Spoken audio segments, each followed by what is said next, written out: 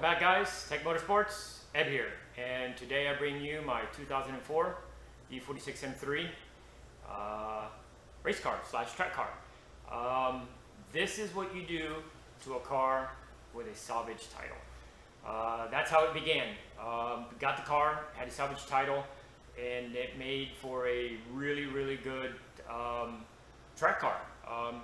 Didn't want to do a really nice clean one, as you know, the cleaner they are, the more you pay for them. But this one was a good candidate for that. The damage that was done to the car that classified it as a salvage title was in the rear, and you could see a little bit of the damage in the spare tire compartment.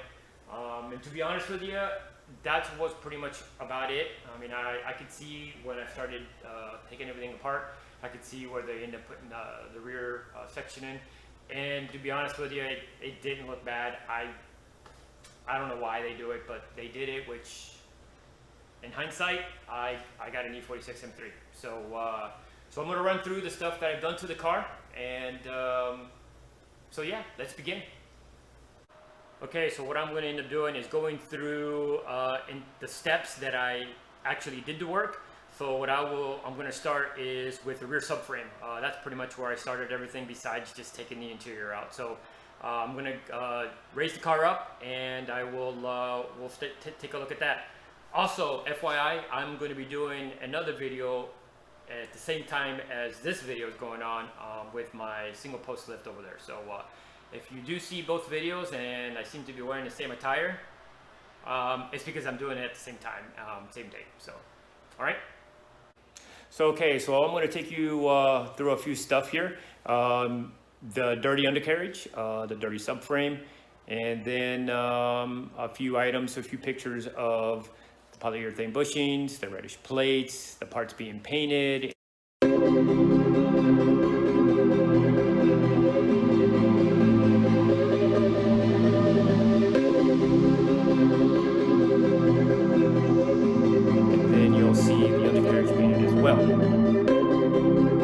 The undercarriage, I tried something different this time. I used spray paint, and then I cleared it over with spray paint. Here's the before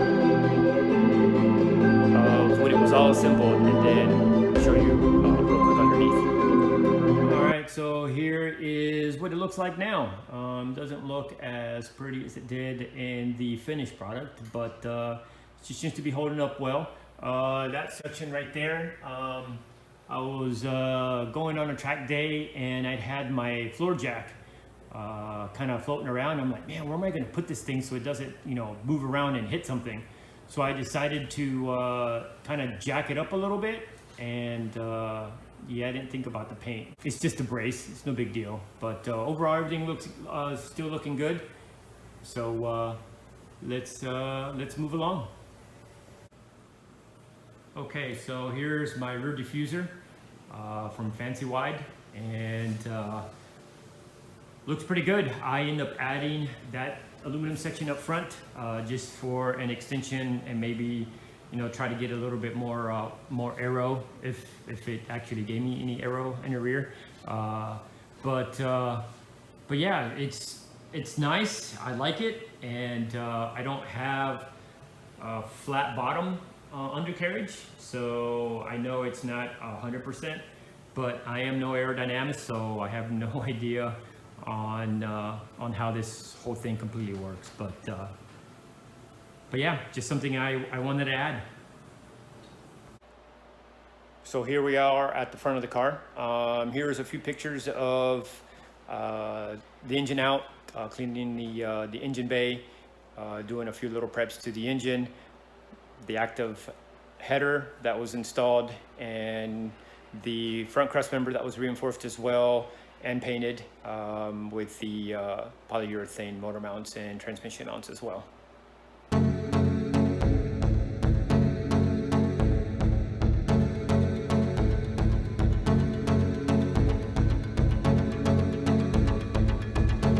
Also, you can see that like the rear subframe, the subframe got the same TLC.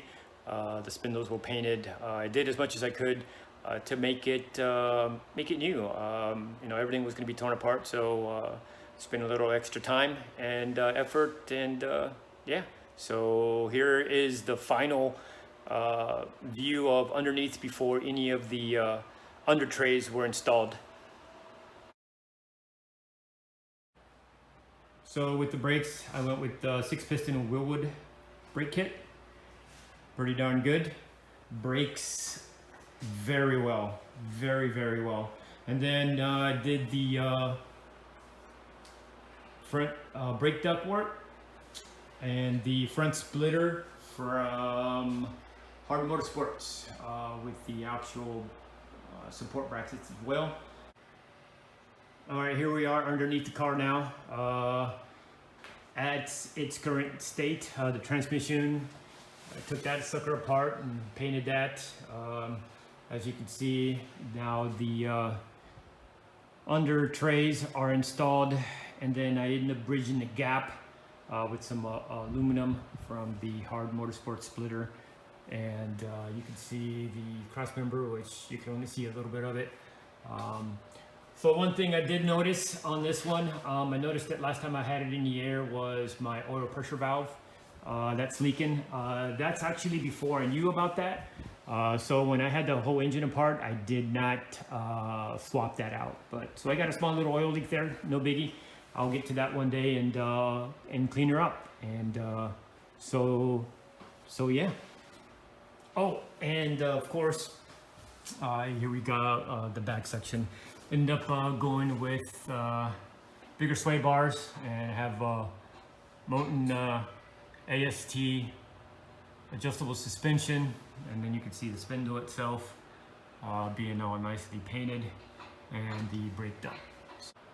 All right, so here in the engine bay, one of the things I did to the motor was I replaced the rod bearings while it was out. I didn't do anything with the vanos. The engine technically is bone stock minus K&N drop-in filter and a tune. And so yeah, so that pretty much will wrap up that section of that. You know, another thing what I ended up doing is I bought new depot lights because the original lights that came off this car are on my daily. I didn't want to put non-Exxon lights on my daily, so I ended up buying those. They look pretty clean. But so yeah, so what I'm going to do now is I'm going to jump into the gutting of the car, removing everything. And since I'm here at the engine bay, I'll go ahead and do that. So what I end up doing is just removing any panel that I technically did not need. I cut it, trying to shave as much weight as possible. I even took this section off down here, and just trying to remove anything that's not needed. The secondary air pump would go there, and I ended up cutting that section out, just cleaning it up a tad bit. But that's all technically here. I did end up adding an external water tip. Okay guys, so there we just went through the rear subframe, and you can see everything that was done there. The front end as well, the rod bearings, ARP bolts were installed.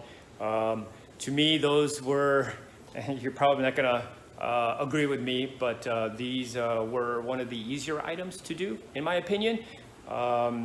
It wasn't really that hard at all. It was just labor to do it.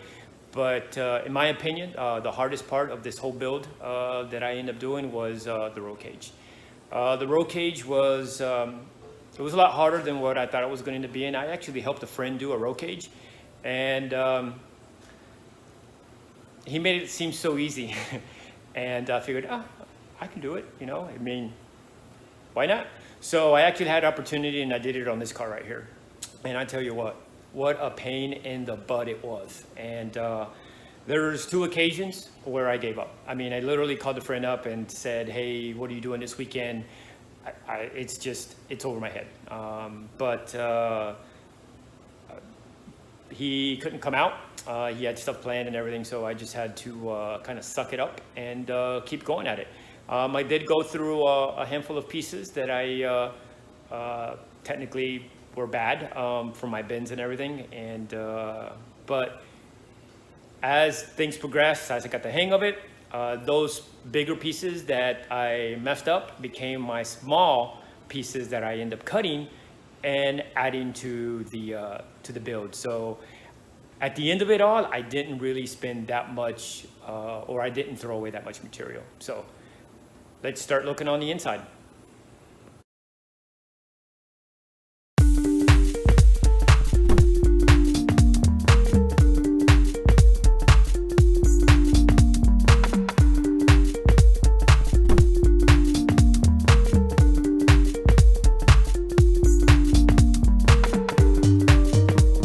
So here's the cage, and there's my son Ethan. The little dude's all buckled in. He's ready to roll. Too bad they do not let you take your kids out just for a couple laps. You know, not tense, but at least fast. Okay, so yeah, so here's the cage. There was a couple of little pieces that I told you earlier that I ended up reusing from my mistakes. So there is the roll cage boxes that I built. As you can see, the lower section was actually cut and contoured to the floor itself. Figured that would be the easiest way to make it a more solid connection to the chassis. And there's the front box. And it's like a triangle, and dimple dyed that as well.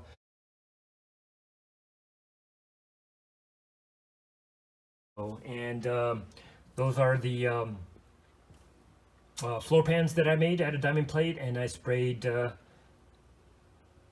Plaxidip on it, and it doesn't hold up very well like I thought it was going to. So once they start peeling off more, I'm going to end up using undercoating and getting that done, or not undercoating, but liner liner. So okay, and there's the rear section of the car. I incorporated the rear subframe connections to the roll cage itself.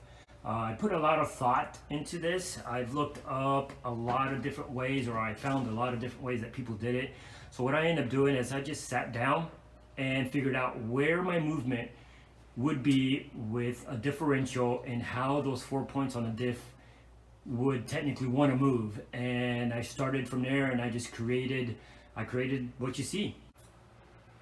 Here's the rear section of the cage. She looks so beautiful this way, looking at it from here. But yeah, so, you know, end up covering the whole plates. The section that I ended up cutting out, I ended up splitting the plates and weld them in there. So, and then I went out to the side and welded the plates all the way around. And I was going to end up going into that and welding that as well, because originally I didn't have these Moton suspension. I had BCs, and I did have the adapter / spacer for that, the stiffener, and I was going to integrate it into the actual plate, but I'm glad I didn't, because it would have been a little bit harder with this type of suspension. So, and here's the spare tire compartment that I cut out, and this was one of the bad sections, and I don't know if you could end up seeing that right there is where the damage was done originally. And so when I decided to do this, I just cut it out, so you can't see that. So, and all of the inside was painted as well. When the roll cage was done, it was a lot of work, a lot of scuffing and sanding, and it was a tri-coat. So you have your primer you had to paint, then you have your base color, and then you actually have the lime green color, and then you had clear. So it was a lot of steps for the roll cage.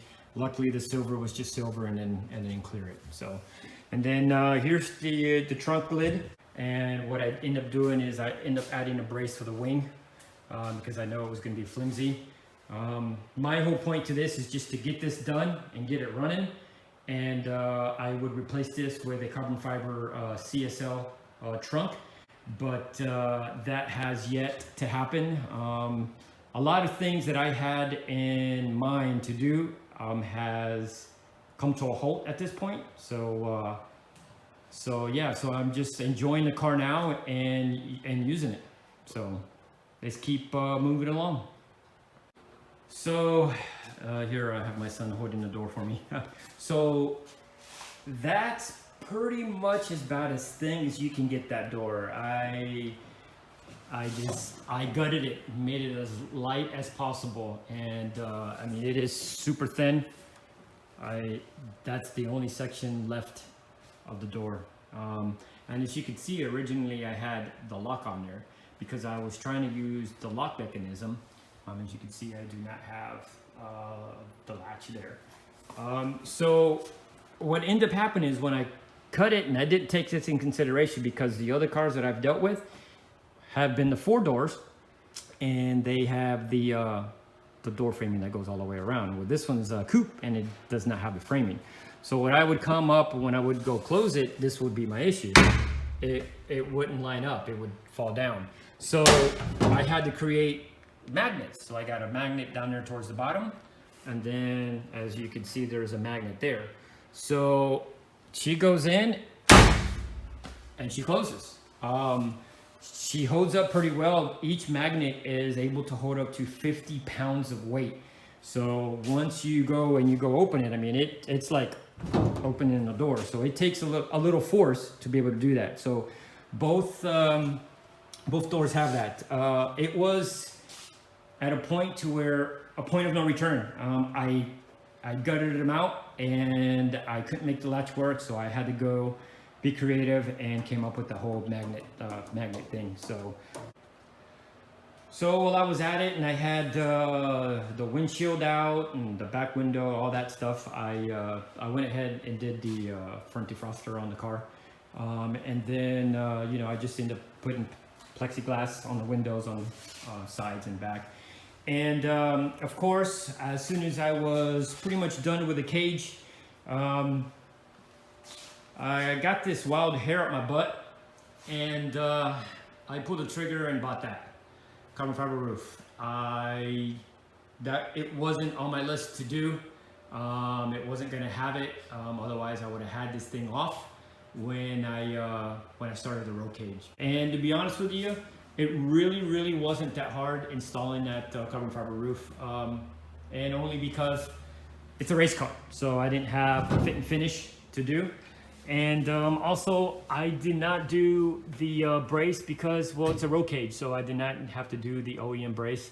I mean, there's a lot of protection in this roll cage, so yeah.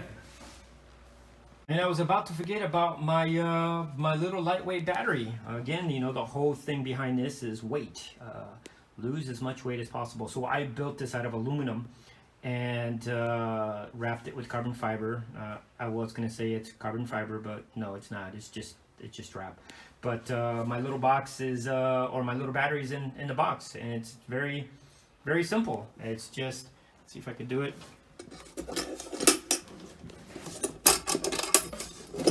And voila, there's my white lightweight battery, 15 pounds, I think it's what it is.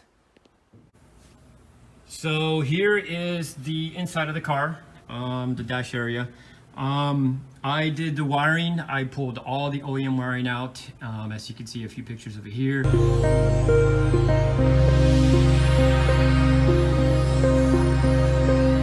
And only used what I needed to use to make the car run and everything to work. So everything that was not needed was thrown away, and it did save a lot.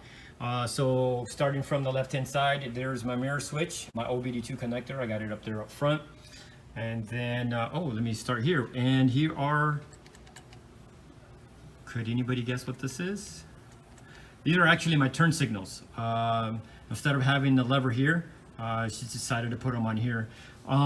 Some track organizations go ahead, allow turn signals, and some of them don't. So I'll go ahead and get this thing turned on, and there's that. Oh, it's super bright, isn't it? And then of course I got my ignition, fuel, and my fan, and my lights, my cool suit, and my wipers, high and low. And I still do have my little panel there with the traction control button and the sport button. traction control stays or is turned off as soon as I turn the car off, and I just got to hit the sport button. So there's my fuse panel underneath the airbag panel. So not bad. Nice and neat, if you ask me. I'm pretty proud of it. It's a lot of work, but made it happen. All right, guys. I want to thank you very much for watching this video. I really appreciate it. I'm just glad. I'm really proud of the car. It was the first car that I've ever built. I've always wanted to do one, and I finally had the opportunity to do it. Everything was technically done by myself, which I'm not trying to toot my own horn, but you just never know what you can do until you try. So this is a perfect example of me trying. Yes, I know some of my my welds weren't pretty. There is no stack of dimes on this. It was my first initial big weld project, but I figured it's my car, and as long as I feel comfortable getting in it and going balls out on it, then I feel the car should be fine. So again, thank you for hanging in there. Like always, make sure to subscribe and like the video and turn on notifications to never miss a new video. What he said.